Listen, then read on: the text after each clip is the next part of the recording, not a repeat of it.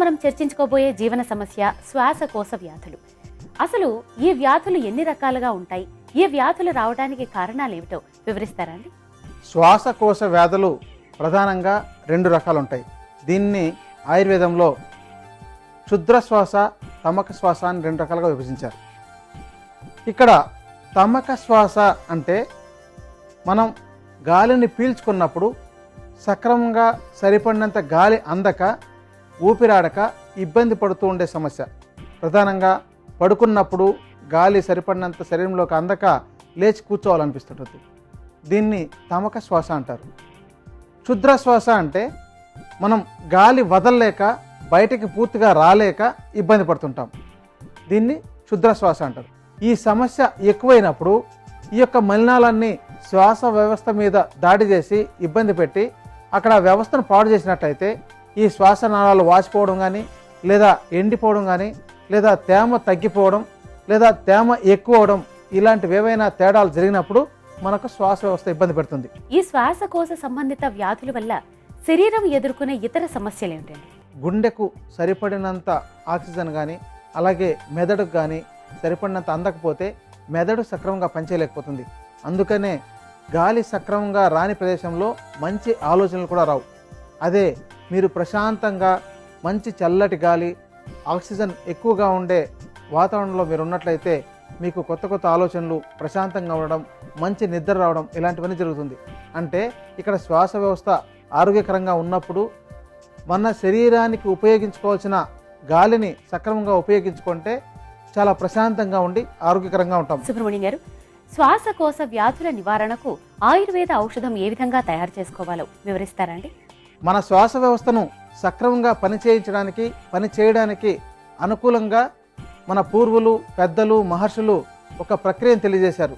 అదేంటంటే రోజు తులసి చెట్టును పూజించడం.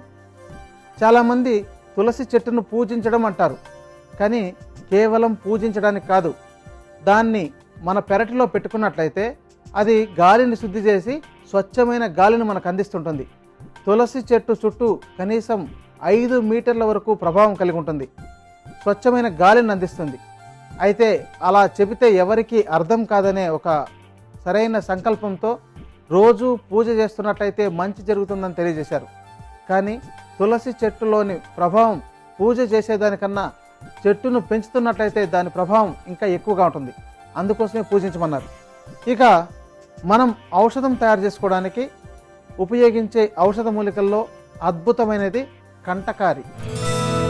మనం గ్రామీణ ప్రాంతాల్లో బంజరు భూముల్లో వెళ్తున్నట్లయితే చిన్నటి వంకాయ చెట్లులాగా పెరిగి బాగా ముళ్ళుండి దానిలోని కాయలు కూడా చిన్నవిగా గోళీలాగా వంకాయల్లాగానే ఉంటాయి. దీన్ని కాయలుగా దొరికినప్పుడు మనం కూరగా తయారు చేసుకుని ఉపయోగించుకోవచ్చు, అంటే వండుకోవచ్చు. ఇంకా ఎండిపోయినవి ఇలాంటివి లభించినప్పుడు వీటిని దాచుకొని ఎండిన తర్వాత చూర్ణం చేసుకొని ఔషధంగా కూడా ఉపయోగించుకోవచ్చు. దీనిని 100 గ్రాముల మోతాదులో తీసుకొని చూర్ణం చేసుకోవాలి. ఇప్పుడు ఔషధం తయారు చేయడానికి తగినంత మోతాదులో వేస్తున్నాం.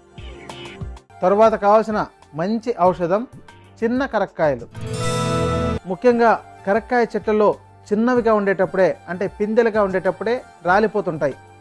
అలాంటి వాటిని సేకరించుకున్నట్లయితే చూడండి ఈ విధంగా ఉంటుంది, ఎండిపోయి బాలహైడ్ అంటారు.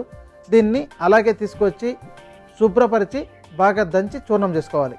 అలా తయారు చేసుకున్న చూర్ణం 50 గ్రాముల మోతాదులో తీసుకోవాలి. ఇప్పుడు ఔషధం తయారు చేయడానికి తగిన మోతాదులో కలుపుతున్నాం. దీని తర్వాత కావాల్సిన మంచి ఔషధం తాలిసపత్రం.